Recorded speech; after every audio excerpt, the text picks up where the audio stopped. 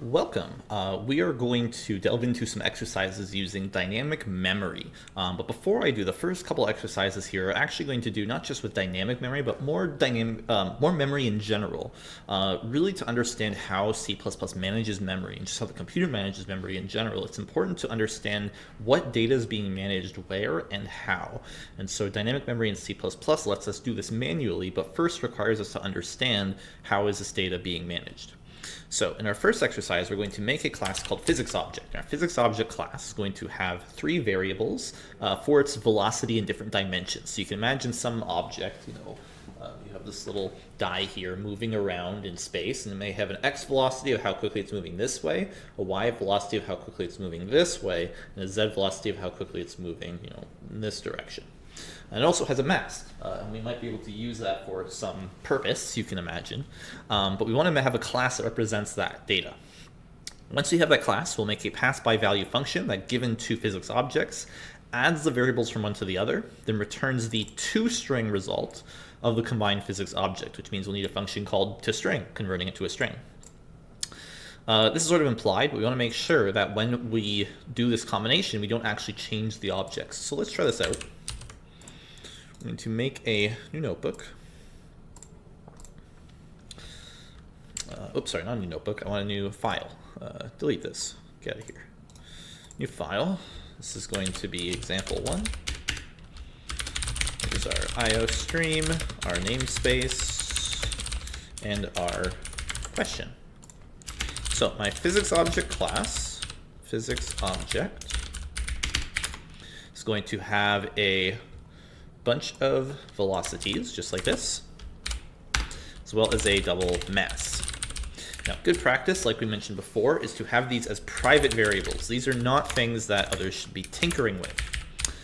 Instead, we'll use public functions to manipulate them as we need to. Now, I think I'll just use a single set function to set all of the properties, because I don't think I often want to change just one at a time, but I do need a get function for each one. So these will be functions such as getX, which will simply return x velocity. Similarly, getY and getZ will return those velocities, and getMass will return the mass. Then I'll have a void set properties, which will take four different parameters. We want to have the x, the y, the z, and the mass. And we'll set each one of them. So x velocity is x, y velocity is y, z velocity is z, and mass is m. Now, in addition to these getters and setters, I also want to have a constructor so I can build a physics object, and this needs to be called physicsObject. And it's going to look very much like this function is here, but we'll write it in a little bit of a shorthand, where I'll simply have these things, and then a colon, and then I will assign them one at a time. So the x velocity is x, the y velocity is y, z velocity is z, and the mass is m. And I don't need to do anything else in my constructor because I don't really feel any real need to. But lastly, I want to have a toString function that will convert my physics object into a string to represent. So I'll call this toString. It is simply going to construct a string result, which will start with this object's properties,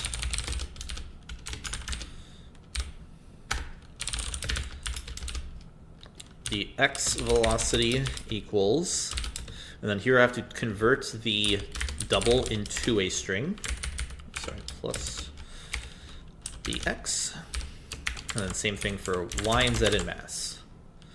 So y, z, mass, y, z, mass. And a pass-by-value function is supposed to allow me to combine them together. So let's have a function outside of our class that will do this. So we'll call this one get combination. It's supposed to return a string from two physics objects, so PO1 and physics object PO2.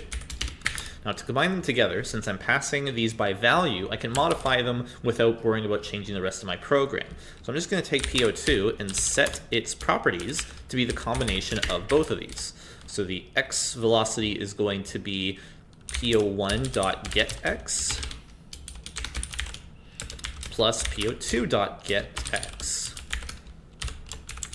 And then I'm going to have the same thing for y and z and the mass, and that's it. So get y, z, mass, y, z, mass.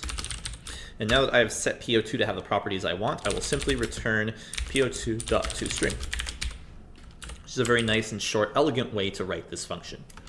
And now finally, to make sure it all works, let's make some physics objects, which is a physics object. Let's say its velocity is 500, 600, 750. PO2 will be, let's say, add 1,000 to each of these things and 150 to that. And now to make sure all this works, we'll output the data of these things. So we'll start at PO1. Then we'll output PO1.toString. We'll do the same thing for PO2. And then for the combination, we should be able to get the combination of PO1, PO2. And just for a little sanity check, we'll add another check on PO2 at the end to make sure it hasn't been modified. So now when I run all this, what did I mess up? Yes, it's not XYZ, it's XVEL, YVEL, ZVEL. XVEL, YVEL, ZVEL. That's right. A little clumsy error there, going too quickly. Okay. No return statement in function returning non-void. That's something we should look at. Yes, it looks like I forgot to return the result. It's always good to look at your warnings as well. I think I'm missing a brace or a parenthesis somewhere, 39. So there's an extra comma that should not be here. Let's get rid of that. Okay, my error is gone. Yes, run it. Okay, the spacing here looks really bad. I got 500 point zeros with a Y at the end, so I don't want that. Let's put some space in here to prevent that from happening. So white space there, white space there, white space there. Actually, this looks kind of ugly. Let's add a new line to the end of them instead. So new line, new line, new line. Clear it up and try again. All right, there we go. So we got the two objects and their properties, and then their combination, which is the sum of them together, and then PO2 has not been changed. Now, if I wanted to change PO2, I would pass it by reference instead of by value. So instead of this, I would put an ampersand here, and now when I run this program, you can see that after I combine PO2 and PO1, the properties stick around. And sometimes you want to do that and sometimes you don't. But for this example, I don't want that ampersand, so it should not be there. Okay, so that was number one. Let's move on. So part two, we're going to make a static array of 5 physics objects, make a pass by reference function this time that accepts a physics object as a parameter and assigns random values between 1 to 1,000 for the velocities, 1 to 100 for the mass, and call that for each object. So let's make a new exercise file. And in here, I will get rid of the stuff up here because I don't need that anymore. Instead, we'll be working down below. So here I just have 2 physics objects. I don't want these 2. I just want an array of 5. So to make a static array, I will say my physics objects, POS, and I want 5 of them. But I'm going to have a problem when I compile this. It's going to say there is no matching function for a call to, well, what is this calling? This is the constructor. The name of the function is physics object because you're building them. And the reason is because when I try to build 5 physics objects, I have given them no parameters. And the only way my program knows how to make a physics object is if I have exactly 4. So to fix this, I need to add a new constructor that works with no parameters. It doesn't have to do anything. I just need to say to the computer, hey, you can make a physics object with nothing. Just don't do anything about it. other than make the space for the physics object. And now my code will compile. So now that I have my static array, I need a pass by reference function that is going to assign some properties. So this will be set random values for a physics object passed by reference. And fortunately, once again, I have a function for this, which is this set properties thing. So we're going to set the properties, but we're not going to use all these getters. We're going to do it randomly. So randomly, I want to get a number from 1 to 1,000. This will give me a number from 0 to 999. So I just need to increase it by 1 to go from 1 to 1,000. And I want to do this for x, y, and z. And then for the mass, it should just be 1 to 100. Now, if I'm doing things randomly, I should initialize my random number generator with the current time. Which also means for the time, I probably need to include the ctime library. So now my numbers are actually random. I will set them for anything passed to this function. Let's pass everything to this function. So I is 0, I less than 5, I plus plus,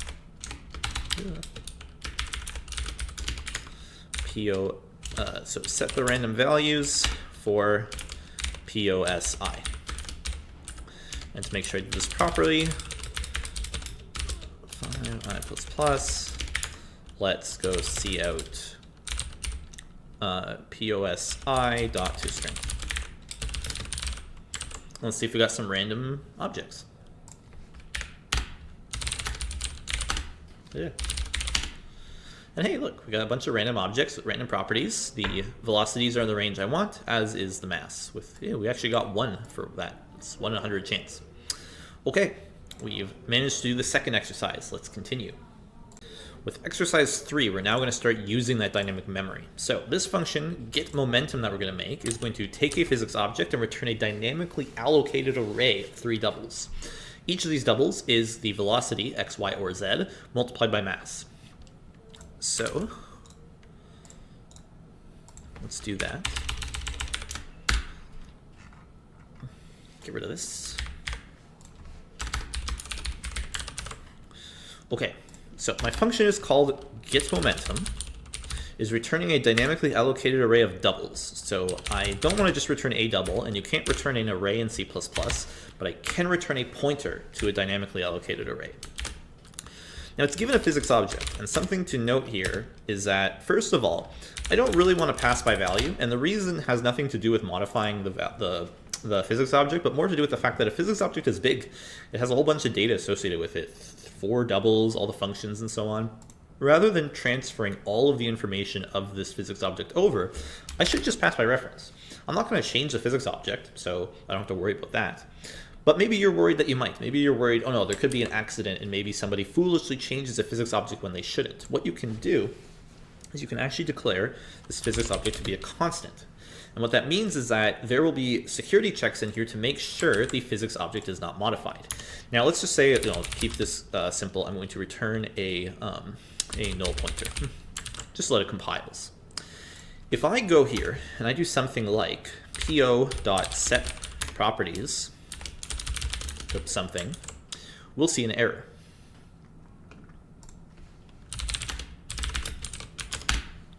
And the error is because I'm attempting to set properties of something I've declared as a constant. So that's good. But now I also need to get things from this. In order to get things from this, I need to call functions like getX. And I have, getX with the parentheses. And what I have not done is inform the computer which functions of the physics object will modify and which ones will not. So this will also give me an error, unfortunately, which is a problem because getX doesn't actually modify the physics object. So I need to actually modify my physics object to specify that these functions that get stuff don't change the physics object. Get are all constant functions. In fact, so is toString. Because none of these functions will actually modify my physics object, so I can trust that no modification will happen here. And now my getMomentum function will compile as long as I don't do po.setProperties, because we know this makes changes to the physics object, which is not okay. And so here I get that error coming back again. So I have some sanity checks in here to make sure nobody is accidentally going to modify my physics object, and now all I have to do is actually the function itself. And I'm only passing over 8 bytes of memory, which is a lot more efficient. So I need a dynamically allocated array of 3 doubles. So it is going to take the form of a pointer called array, and I newly allocate 3 doubles. Now for each of these, so let's say that we take the first one, it's going to be the result of my physics object getting the x value, x velocity, and multiply by po dot get the mass. Y and z, accordingly, are similarly done, y and z, and now I can just return the array.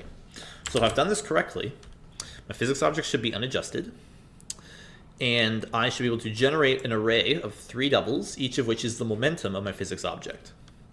So here let's just print out the first physics object, and let's get a double pointer to the momentum, which will be getting the momentum of physics object number 0, I should say.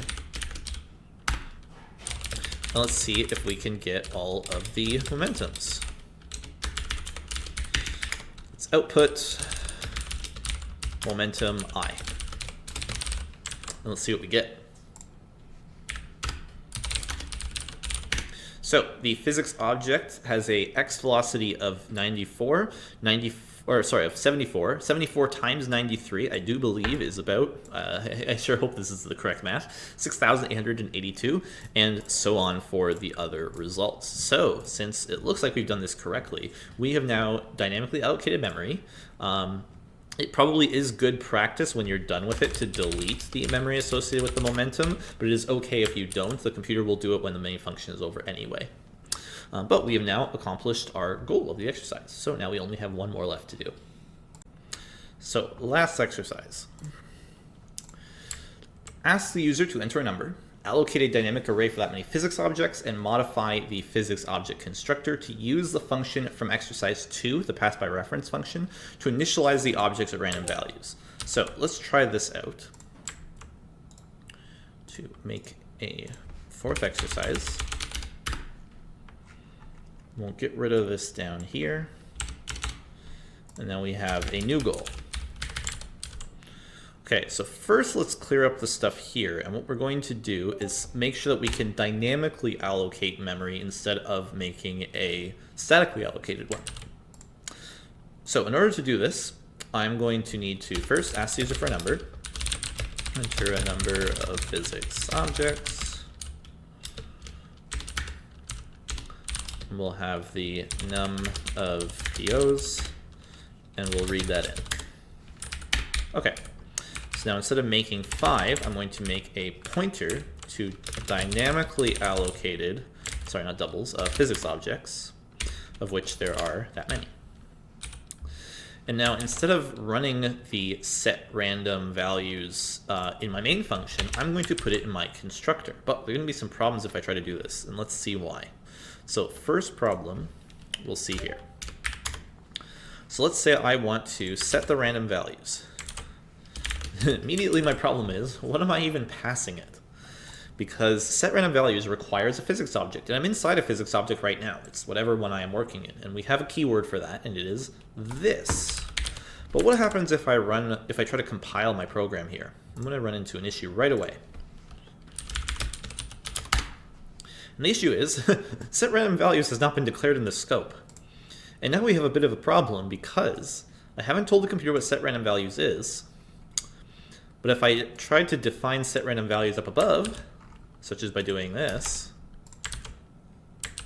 now I have a different problem, which is that set random values doesn't know what a physics object is. And so we've kind of run into this circular issue of, well, each one needs to know what the other one is. And the only way to solve this problem is to, first of all, tell the computer physics objects are a thing. Then tell the computer I'm going to have a function called setRandomValues that takes a physics object. And then I have the rest of my program. So now the computer knows this exists, it knows this function is going to exist, and then finally it can piece everything together. So I fixed the first bug. but we're not done because it's still unhappy. And here the problem is different. It is looking for a reference to a physics object, but it's been given a physics object pointer because this is a pointer. It's a pointer to the current physics object. And I don't want a pointer to it. I want the current physics object. So I need to take the pointer to what this is, and now I can set its random values. So to make sure I've done this correctly, for I is 0, I less than the number of physics objects, let's output physics objects I dot to string. All right, compile, run. Let's say I want 4, and there are exactly 4 physics objects. 1, 2, 3, 4. Okay, great. So we have completed our exercise of dynamic memory, covered a few other things that came up along the way, such as using const to make sure that we're not modifying our objects by accident, and relying more on passing by reference whenever we can. Over here, you can actually imagine that passing by reference for P01 is totally fine, and actually will have basically no effect other than to make our code slightly more efficient. But P02 cannot be passed by reference because if I do, it will actually modify P02, which is not good.